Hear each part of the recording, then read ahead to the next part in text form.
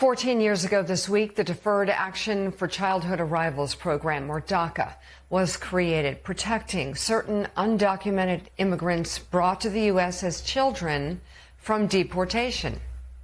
But as the Trump administration ramps up deportations, immigration attorneys and DACA recipients say people with legal or protected status and no criminal record are increasingly being detained and facing renewal delays.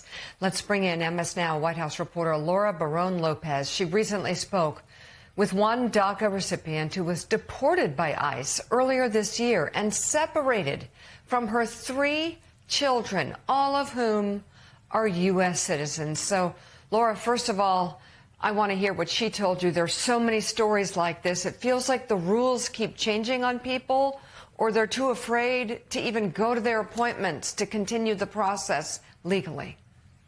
The rules do keep shifting, Mika, and you're right. There are so many stories like this. But I spoke to Jessica Trevino Villegas. She's 34 years old, and she has valid DACA status until spring of 2027. She also renewed her DACA under this Trump administration last year.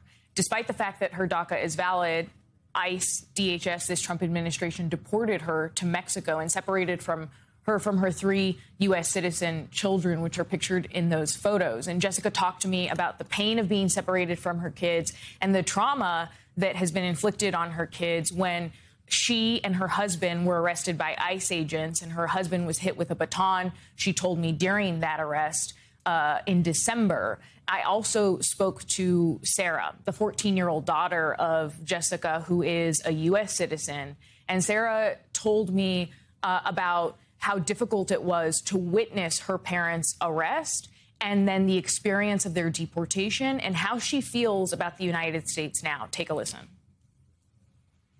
One of the ICE agents manhandled me and hit me against the car, and they leave me bruises right around my neck. And my sister, during the car accident, she her whole body was sore with bruises. My mom's ankle was all swollen up, purple and blue. And I was crying, saying that why were they doing this, that they didn't do anything wrong, because my parents don't have a bad background. They've never had any criminal records. Do you feel betrayed at all by the United States? Do you feel angry at the president or the United States for what has happened to your parents? I'm not mad at the country. I'm more mad at the president because of him making all of these comments saying that illegal aliens shouldn't be in this country. I'm mostly angry at the president because why is he just separating families? Is that what he likes to see? Does that make him happy?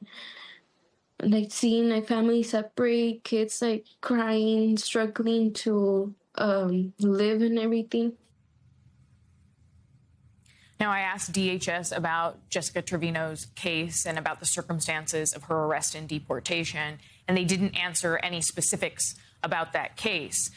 In the past, DHS has told us that DACA doesn't confer any legal status. But, of course, immigration lawyers, including Jessica's lawyer, have said that DACA, valid DACA, prevents the government from deporting someone or removing them from the United States. Now, Mika, to your point earlier, Sarah, that 14-year-old little girl, is one example of multiple U.S. citizen children who have been separated from their immigrant parents during this crackdown by the administration. And Jessica's story it also represents so many other immigrants, dreamers or otherwise, who have no criminal history, who had some form of protected or legal status. And the administration is still choosing to detain them, in many cases deport them, and all in their effort to reach as many deportations as possible. So that campaign is nowhere near over and is continuing in full force, Mika. So terrible. MS Now White House reporter Laura Barron Lopez, thank you. Please come back with more reporting on these stories. We have to keep telling them. We appreciate your reporting this morning.